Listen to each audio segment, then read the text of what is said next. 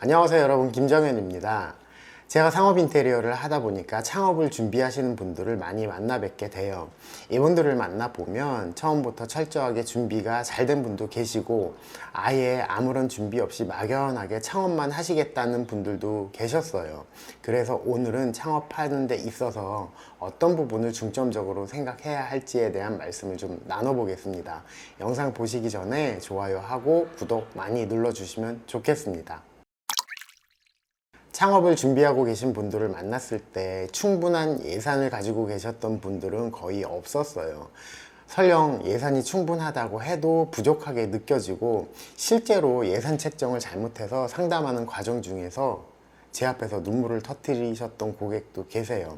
대부분 내가 가지고 있는 의욕, 열정, 욕심보다 준비되어 있는 예산이 작아요. 어떻게 해야 이런 예산을 현명하게 준비할 수 있을까요? 퍼스널 트레이닝을 하는 피트잡 상담을 했던 적이 있어요. 상담을 하다 보니까 인테리어에 책정된 예산이 너무 작아서 전체 예산을 다시 한번 여쭤봤어요.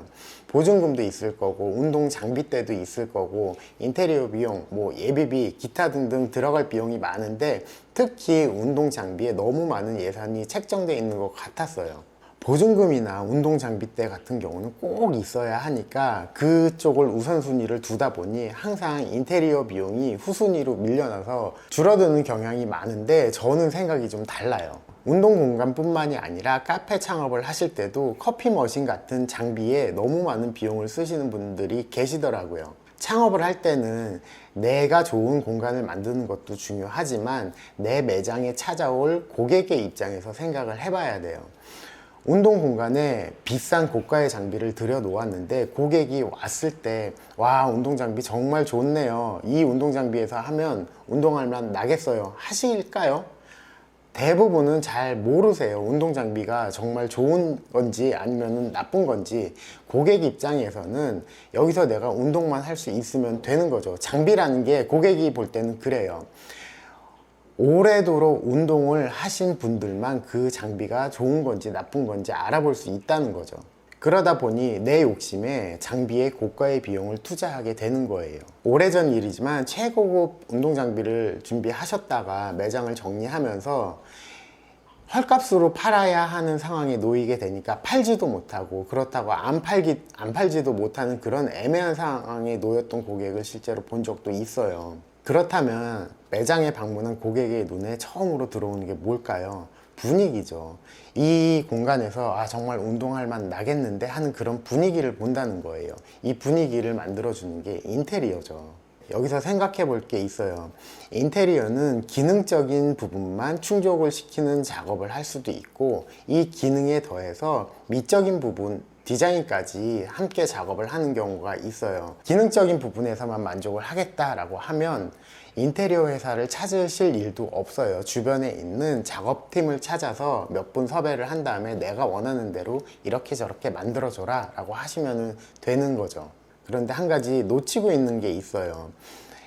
이 동네에 우리 매장만 있을까요? 분명히 주변에 경쟁 업체가 있을 거예요. 그러면 그 경쟁 업체보다 우위에 설 수 있는 게 뭐가 있을까요? 장비가 좋다를 어떻게 어필을 하실 거죠? 그래서 고객이 왔을 때 와, 여기 정말 운동할 만 나겠는데 하는 느낌을 줘야 되고 운동할 수 있는 의욕을 불러 일으켜 줄 수 있는 분위기가 돼야 비로소 회원 등록을 하고 돌아가시게 되는 거죠.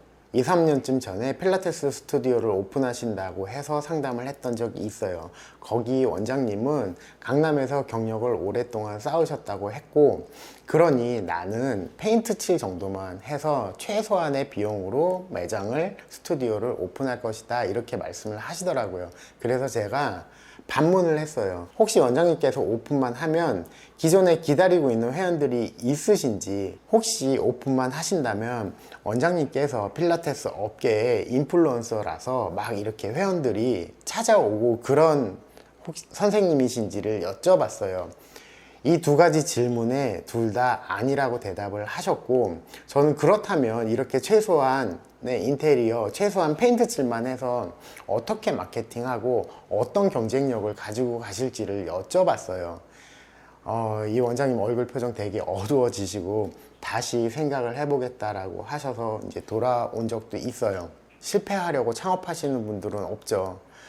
그런데 막연하게 창업만 하면 잘 될 거라고 생각하시고 찾으시는 분들이 생각보다 많이 계셨어요. 창업하는 건 쉬워요. 근데 성공 창업을 하는 건 굉장히 어려워요. 아무리 작은 비용이라고 해도 인테리어는 수백만 원 이상을 써야 되는 건데 1억 비용을 쓰고 나서 장사가 안 된다면 그 돈은 허투루 쓰는 돈이 되는 거예요. 물론 최소한의 비용으로 작업을 해서 성공하시는 분들도 계세요. 근데 이분들은 철저하게 처음부터 어디에 돈을 쓰고 어디에 쓰지 않아야겠다를 정확하게 분석하고 투자를 하시는 분들이 그렇게 될 수 있는 거예요. 창업을 준비하실 때 혹시 내 만족에 예산 책정을 잘못한 게 아닌지 한번 생각해 보시면 좋겠습니다. 장비는 장사가 잘 되고 난 이후에 업그레이드를 해도 늦지 않아요. 근데 인테리어는 한번 오픈을 하고 나면 다시 한다거나 아니면 업그레이드를 시키는 게 너무 어려운 작업이에요.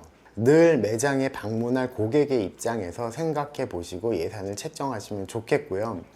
인테리어는 기능적인 부분뿐만이 아니라 마케팅적인 요소가 강하다는 걸 알고 계시면 좋겠다는 취지에서 오늘은 인테리어 예찬을 해봤습니다.